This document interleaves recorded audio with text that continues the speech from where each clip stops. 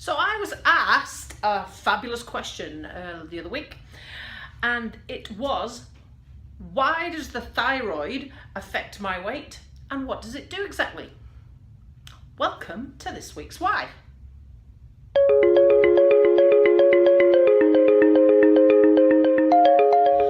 So the thyroid, now it's a butterfly shaped gland and it is part of the endocrine system.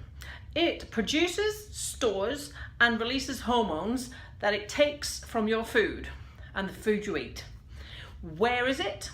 Well, it's below the Adam's apple, which actually is the thyroid cartilage. That's what that is. And it's also, along with the hypothalamus, the pituitary gland and the thyroxine, which is what it releases, it helps to keep everything in balance. So basically it controls the speed that your metabolism works, or the speed that your cells in your body work. What are its jobs? Well, it's got a long list of jobs, but the most important ones, well, the top of the list, but it's a really long list, I'm not going to read the whole lot, are it helps to regulate your breathing, your heart rate, your central peripheral nervous systems, body weight, which is the one I'm coming back to. It helps to regulate your muscle strength, your temperature, your cholesterol, and a whole heap more. So, back to the original question, why does it affect your weight? Well, the thyroid gland affects the speed at which thyroxine is released, and that in turn affects the speed at which your metabolism works. So if the thyroid gland is working too hard and releasing too much hormone, then your metabolism will work at a higher level than it should. And if it's not releasing enough hormone, then your metabolism will work at a lower level than it should. So some of the side effects to having a higher than normal thyroxine release, which means your thyroid gland is working harder than normal, how would you know that? Well, some of the side effects for that would include anxiety, feeling a bit hyper, sweating, shaking, hair loss, light periods, and weight loss. Now, if it's the opposite and it's underperforming, then some of the side effects you might find with that include trouble sleeping, feeling tired, difficulty concentrating, extra dry skin, depression, sensitive to cold over and above the normal, muscle or joint pain or both, and heavy periods and weight gain. So like I said, because the thyroid gland is in control of thyroxine and how fast it is released, there is nothing that you can do to help it perform better or perform worse. It is something that is going to be controlled with medication. Now, how well your thyroid gland is working can be tested by your doctor, and it can actually adversely be affected by your diet.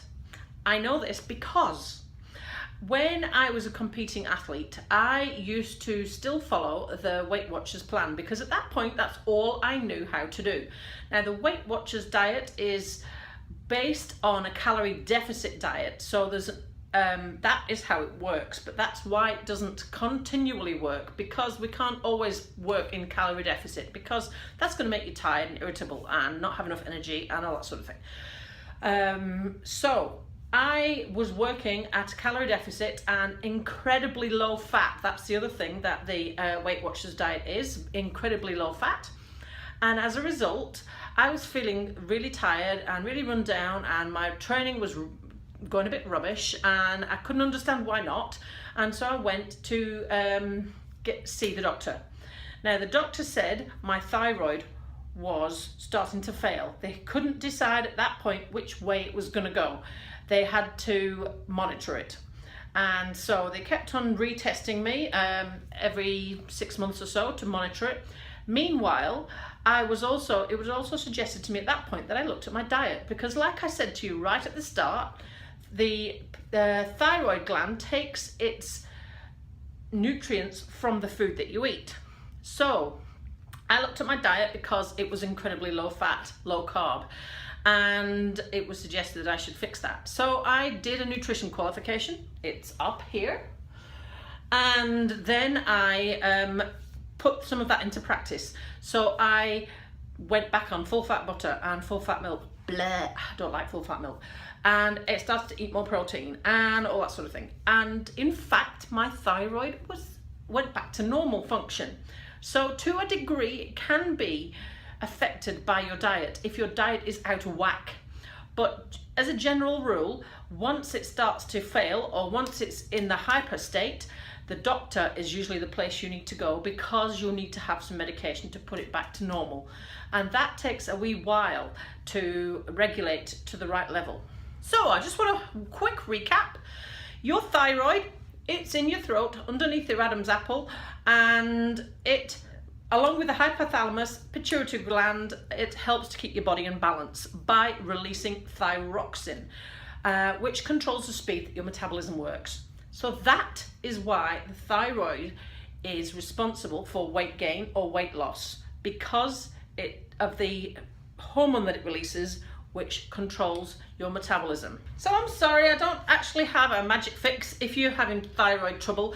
I've given you a few suggestions, but in general, you're going to need to go and see a doctor if that's the case. But at least I hope I've answered your question as to why the thyroid is connected to weight loss and weight gain.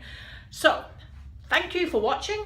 And if you have a why question for me, add it into an email to this email address below, and I'm quite happy to answer it in a future program. Have a fabulous weekend.